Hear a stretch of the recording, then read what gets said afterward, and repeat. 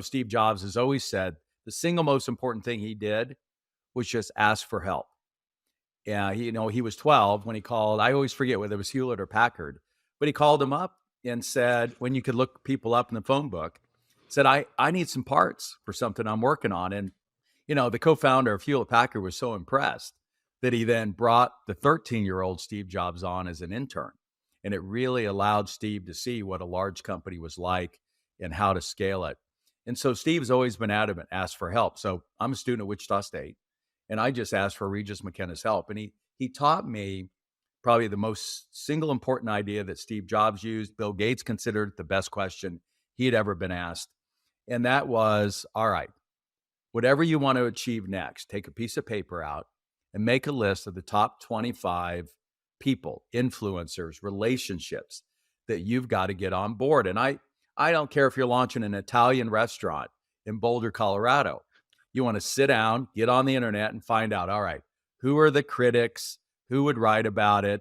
Who are the 3 or 4 most influential people that if I invite them to the restaurant, they're going to tell all their friends?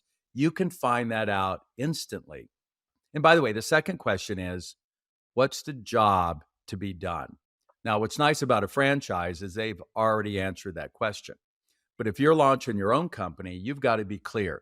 What is the job the customer needs me to do?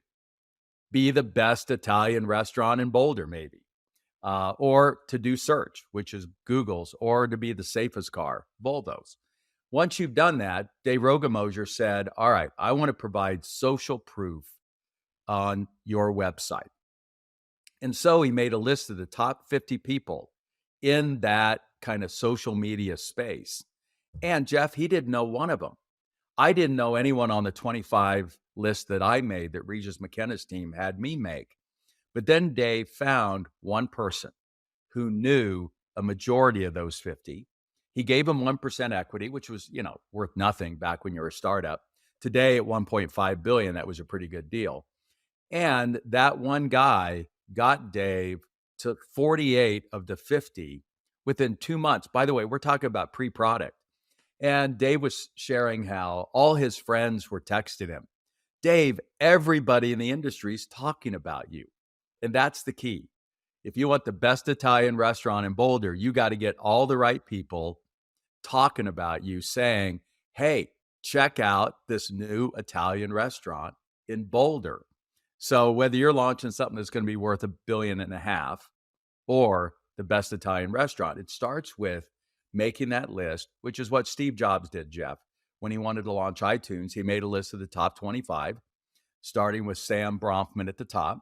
He did not know one of them. They wouldn't even return his phone call. But he found his buddy at the Eagles, the drummer for the Eagles, Don Henley. And he invited Don over to his place. And he said, all right, can you help me get to these folks on the list? And Don got him to the first. And 24 months later, Steve was the king of music distribution. That's how it's done.